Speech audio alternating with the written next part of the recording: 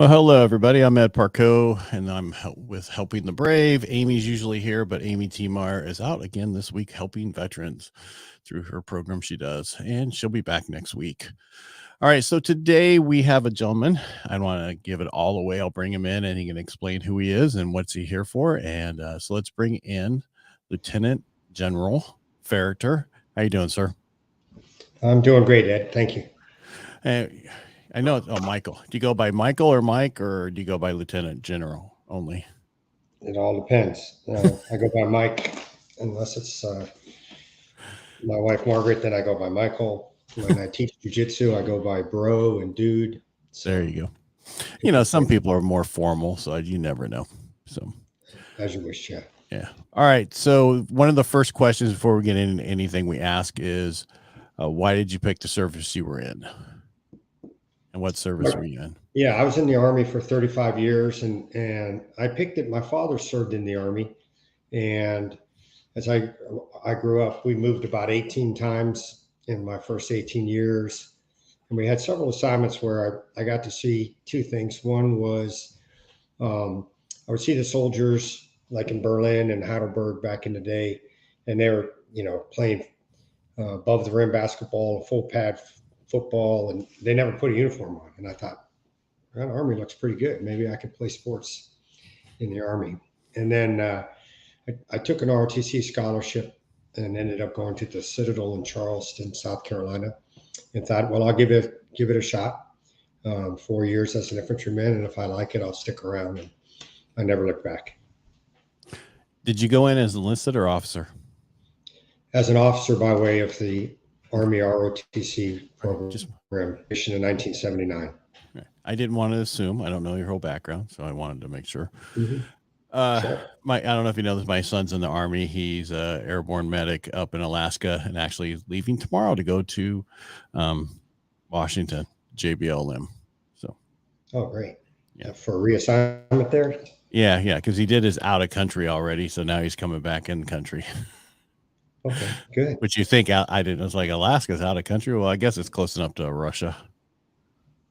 It's always been considered an overseas assignment, and that's kind of legacy now. But back, I was in Fairbanks in the airborne there back in '85, and there were like 2 stores in town, and it was pretty austere. So they gave you credit for it overseas. Yeah, well, I where he is now, there's a lot more stores, but he still gets credit for being overseas. Sure. And I was surprised myself how fast Army people make rank compared to the Navy that I was in. It took forever. So, and I wasn't a horrible person, right? Yeah. I didn't mess up. I didn't get knocked down. It's just a different environment. And while you were in, did you stay infantry the whole time? I did. I stayed at the unit level, down at battalion level, until I made colonel. There's very few people who've ever done that. And so I always stayed with the infantry or parachute infantry, or spent half my career back then in the Army Rangers. So I was always in mechanized infantry. It didn't matter which blend or flavor or unit, but I stayed infantry. And then as a general officer, I was assigned to the 82nd Airborne and to Fort Benning, Georgia, and then commands in Iraq. Well, I know you want to talk about some other things while you're on today besides your whole career, but looking back on your career, would there be anything you would do differently? I just delivered a commencement or commissioning remarks for Ohio State University, ROTC, and I told the newest lieutenants in the Army, hey, if you can enter the Army with your faith in your family and your friends and your integrity intact, and you can leave the Army with your faith and your friends and your family and your integrity intact, then you've had a successful career in life.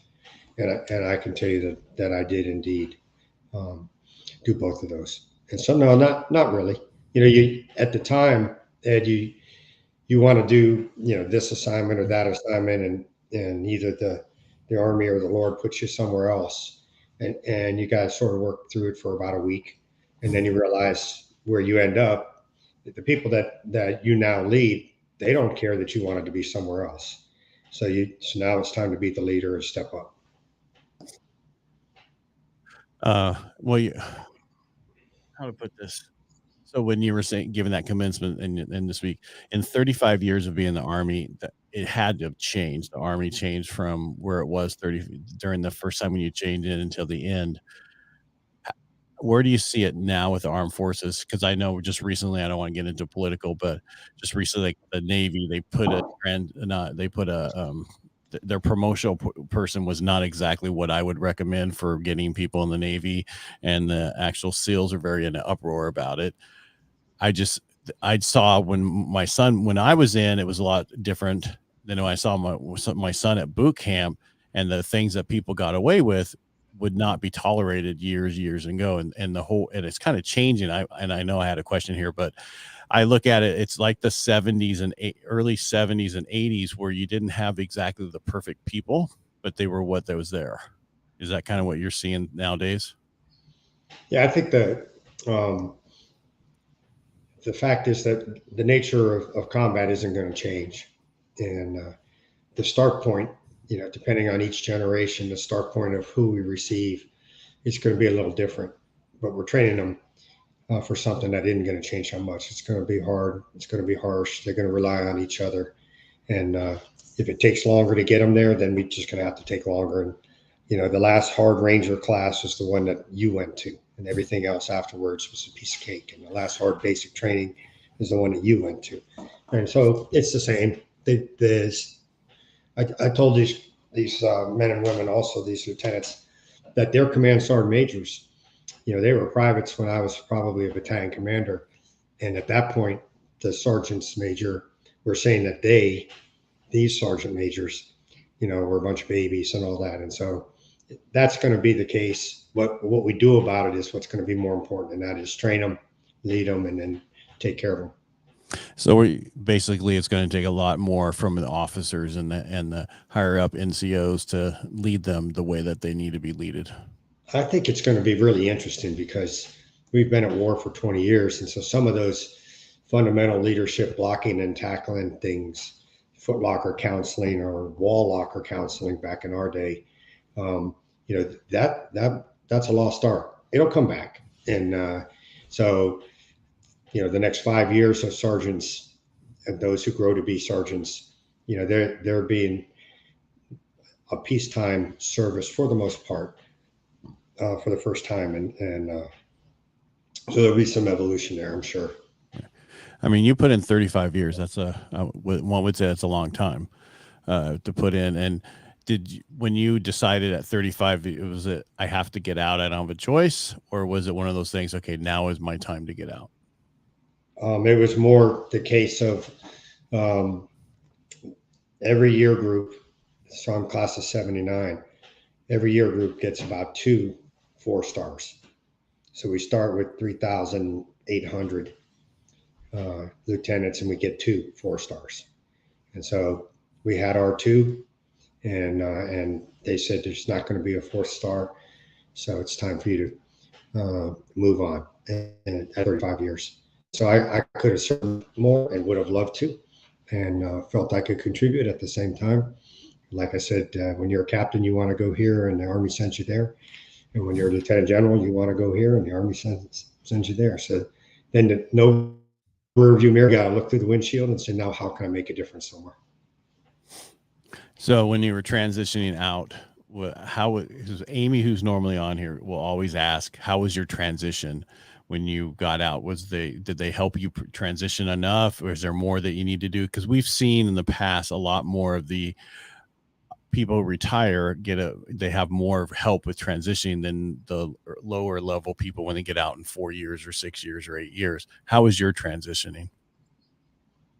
Yeah, mine was good. I ran all the Army bases around the world, and so I ran 75 cities in 17 time zones with 123,000 employees, and many of those employees ran transition. So I was the guy responsible for what you just said, and so a lot of the guys, and now at the National Veterans Memorial Museum where I am, we help veterans transition. We run a transition and employment program that's pretty good and is growing fast. But to your question, you're told you could start a business, you can be a consultant, you can go work in a defense industry, and if you're whatever age I was, 55, 56 years old 9 years ago, yeah, 54, 55. You kind of know, all right, I got to do something. If you're an adrenaline junkie, 24, 25-year-old, and you take them through the transition program, they're like, first of all, they don't want to reveal that they're actually really no shit getting out. So that they hold their cards close. The people that are counseling them are 25 and 26-year-old folks who are seeing their soldiers leave for some of the first time. So they may not be the best in the world at giving advice. They're probably younger than your son is, and they're trying to figure out, do we keep this guy? Can I offer something that'll keep him? We've invested in him. Or if they're going to leave, should I, as a captain, write a letter of recommendation for him? So it's a pretty dynamic last year of service that most of them, and therefore it's almost like the college. You study for the test, and then you flush afterwards. And a lot of the transition information that's passed on to troops as they're starting to leave, they couldn't find it, for 4 months later, and so they end up scrambling and starting from scratch. And so I would say, yeah, you're right with regard to they're less prepared, and then those are some of the reasons. All right, so I want to get into the national veterans, what you were just talking about. But before we get there, one last thing: you were in for 35 years. You had a major purpose for 35 years. It must have been majorly different getting out. I mean, it was different when I was only in less than 6 years. Mm-hmm. But for you, for 35 years of the Army way and doing everything the Army every day, a lot of people, when they get out, they lose their purpose. Did you have that purpose in place as soon as you got out, or was it something that you had to find? I was looking for it pretty hard. I established the Ferriter Group, a consulting firm. If you tell someone that you're a 3-star general with 4 combat tours and 205 parachute jumps and multiple tours with the Army Rangers, they say, thanks for your service. If you tell them that you ran a Fortune 500 company called Army Installation Management with $12 billion a year in dispersed funds, they call you a consultant. So right away, I could do consulting. You're kind of in the penalty box, timeout box for the first year as a general. But I built the company and started right away doing leadership seminars and for kids, inner city kids, for redeploying troops, for businesses and C-suites. So I kind of thought, well, leadership is the way to go, and then consulting pays the bills as well as your retirement check. So we did that for a couple of years, and then I interviewed to be the secretary of the VA. I interviewed to be the president and CEO of the Wounded Warrior Project, and I interviewed to be the president of the Citadel. And a friend of mine got each one of those. But I was looking to find something that was going to help people out, and those 3 were there. I figured if I got the VA, I'd straighten it out because it needs it. And then the phone rings, and a woman from Korn Ferry says, would you be interested in being the founding CEO of the new National Veterans Memorial and Museum? And I said, where is it? Sounds pretty intriguing to me. And she said, it's in Columbus. And I said, well, I'm right here in Columbus, Georgia. I don't see it. And she said, no, it's in Columbus, Ohio. Yeah, I was wondering which of Columbus it was. And so I traveled and looked at this beautiful facility and all that it was going to be. And 3 weeks later, I was the president and CEO of the National Veterans Memorial Museum. I was the only employee hired, and I had 130 days before General Powell was going to give the grand opening speech. So I had to hire the staff, build all the business processes, figure out how we were going to do it, and then get going. And we've been going ever since. Before I ask this, so I have a question, for people who don't know what it is, what does it do? But before we get there, you stated that the first year when you were out, you were put on the sidelines. Is that something that's standard where you can't do anything for the first year when you get out? It keeps us ethically straight. So like I ran all the mess halls. I ran all the runways, all of the golf courses, all of the child development centers, all the machine gun ranges, and all the renewable energy, all of the energy. So if a company came to me in that first year and said, hey, we want to get a contract with the Army for X, then I would have to say, can't talk to you, can't help you until 1 year's up. Wow. I didn't know that. That's what I was asking. Yeah, it's a smart thing because otherwise, I was too busy to pay attention to much. But a lot of people would otherwise stack the deck a year before they retire so that they land into a big, high-paying job, and that's not good for the soldiers or for the government or for the nation. Right. Well, they should do that for our politicians too, but that's they should. Don't you think? Yeah. And term limits, and don't get me started. But I want to get into your thing. But before you said the VA, I think myself personally, I think the VA should go away and they should just issue insurance, and we could take the insurance anywhere, because the biggest problem is the best doctors, the best nurses, the best everything doesn't work for the VA, unfortunately, since they have a purpose. And a lot of people don't. But if we actually had an insurance that was taken everywhere with a good, paid for the hospital and everybody else, it would be better for our veterans. That's just my take on it.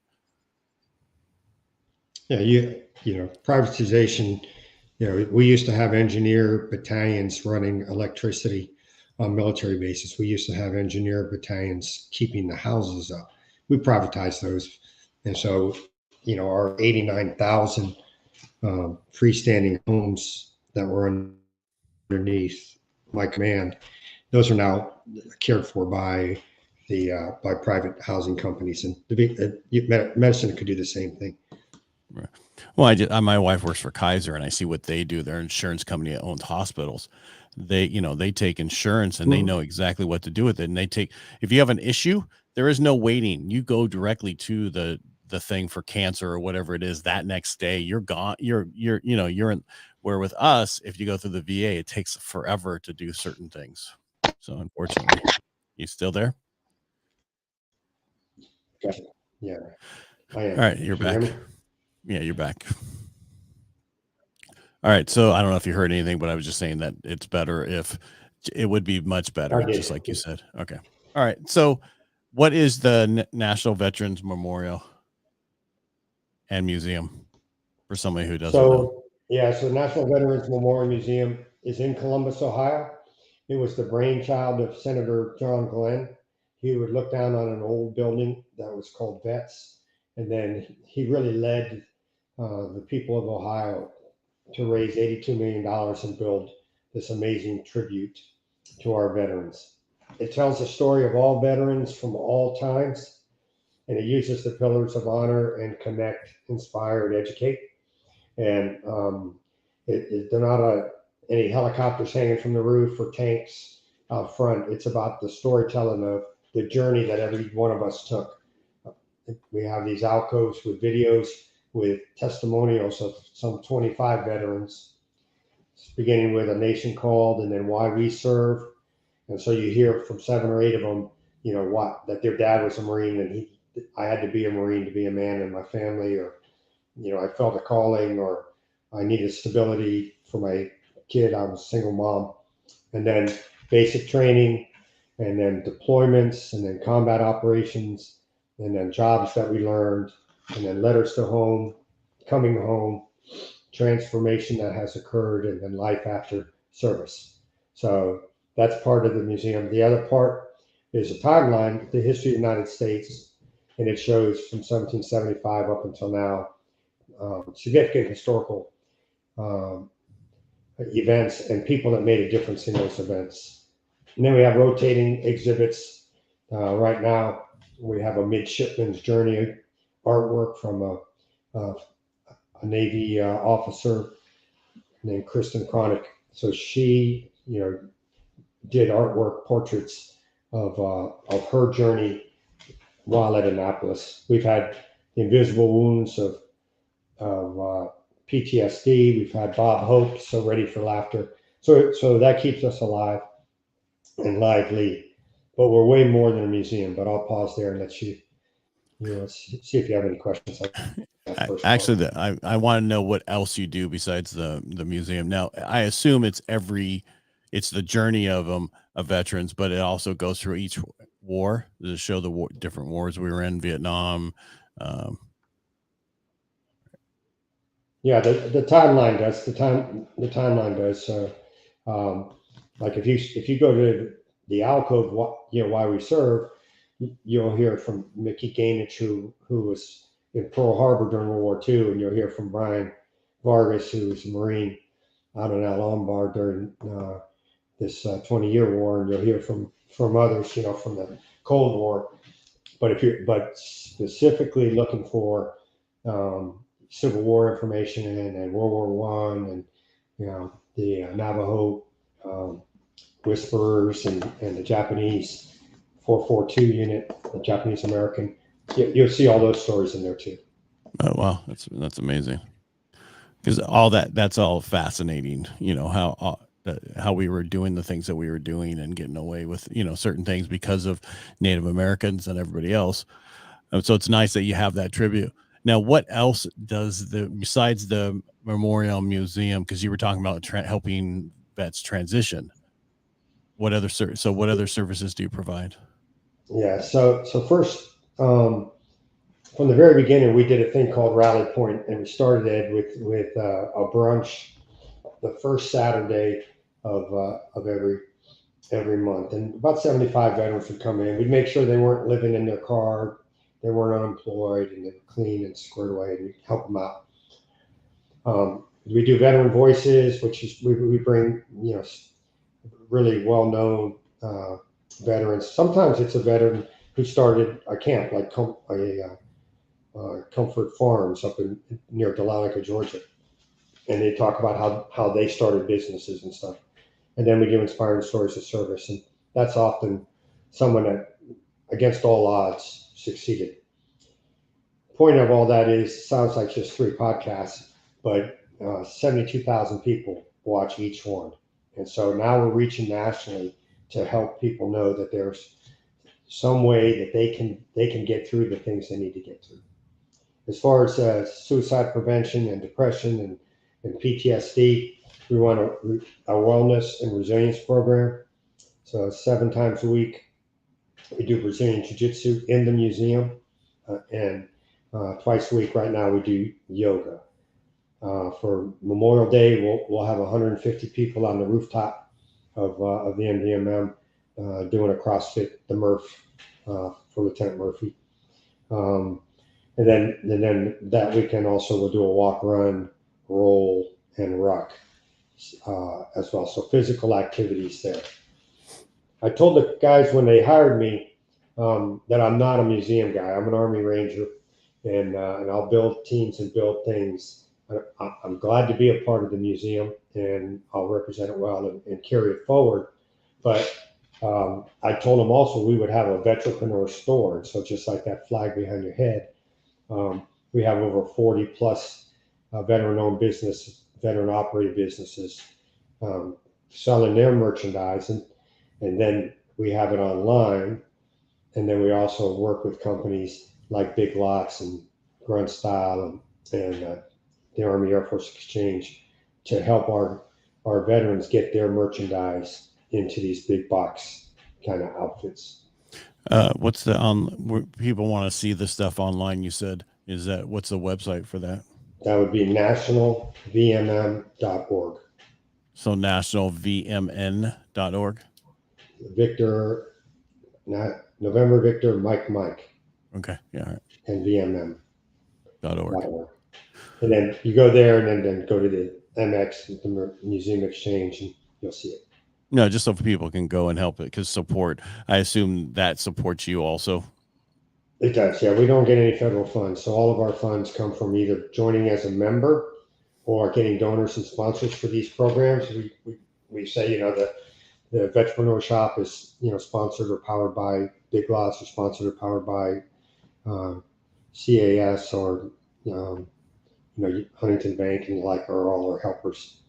We also have an education program, and from the very beginning, I also told them before I was hired, we'll do leader certification for our veterans, and we'll go to Ohio State University and we'll run a master's level course that renders a certificate so that when the veteran is in a company and the DHR, the human resource person, says, "Why didn't you do any continuing education or any night school? What have you been doing at night?" And our veteran says, "Night patrols." Okay, so now they can come to the NVMM anywhere in the country. You can sign up for the next. We've run 4 semesters of it, and and it's an online course with the John Glenn College of Ohio State University. You can utilize your post 9/11 GI Bill or even your older one, and in many cases, we scholarshiped. We the NVMM have scholarship because I opened it up to former enlisted who may not have a bachelor's degree, and if they don't have a bachelor's degree, it turns out they can't use their GI Bill for master's level work, only for the level that they are. So we're making it happen. So that helps them out. And then the veteran concierge service is that employment service. So concierge is that guy at the hotel who helps you out. So in this case, we connect veterans with companies and companies with veterans. And so they can also come to our website and sign in, create a profile on a IT solution that is called Opline, run by a Marine, a Navy guy, and an Army Ranger, and that translates all of their experience, the schools that they went to in the military, and the locations that into to match them against job descriptions. And you could find this all on your website that I put up there, right? The Yes, national view. Okay. for sure. Right. Yeah. All right. What we went over a lot today when you're transitioning your service, what you do at the National Veterans Memorial Museum, and plus what you do, all the stuff you do.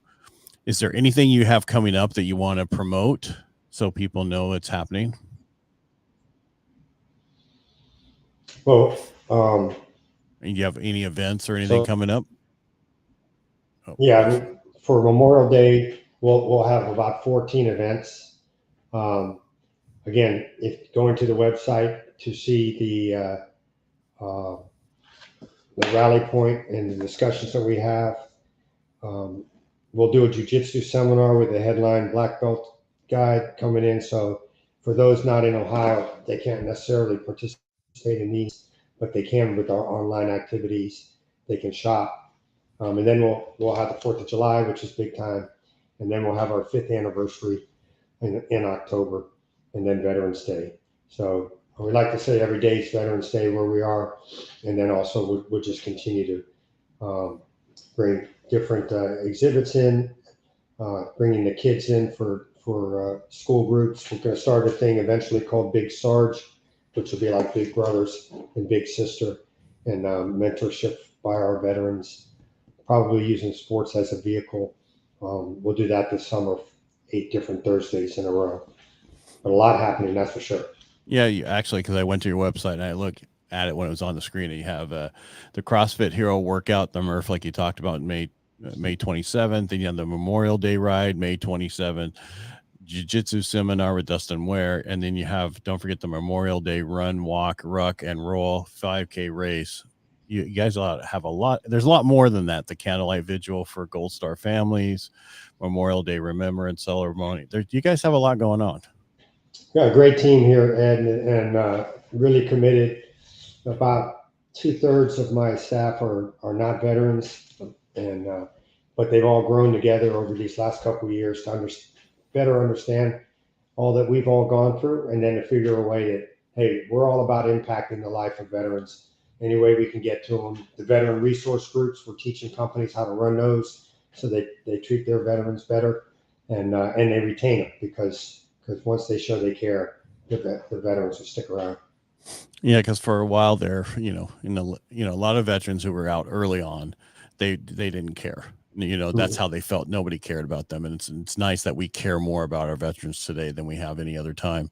Yes. One of the things we do here is the 22 challenge, but our challenge is to reach out to 22 people a week, to just reach out to them and talk to them and see how they're doing, because just reaching out to somebody a week, 22 of them, you can change their lives just by reaching out to them. And I put everybody who would try to do the same thing.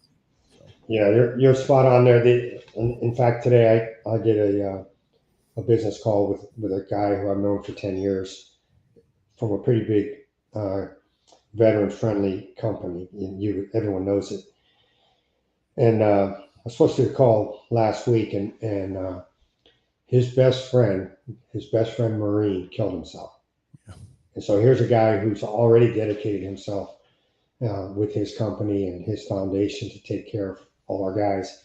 And even while that's going on, in 4 states over from where he is, his best friend commits suicide. So I would absolutely agree with you, and tell everyone that sees this podcast, call someone tonight and just check, and text someone. My parachute company from 1985, we have about 50 people, and all we do is just hit the yellow thumbs up, twice a day to let them know. And if we miss someone, we start tracking them down. We can help everybody.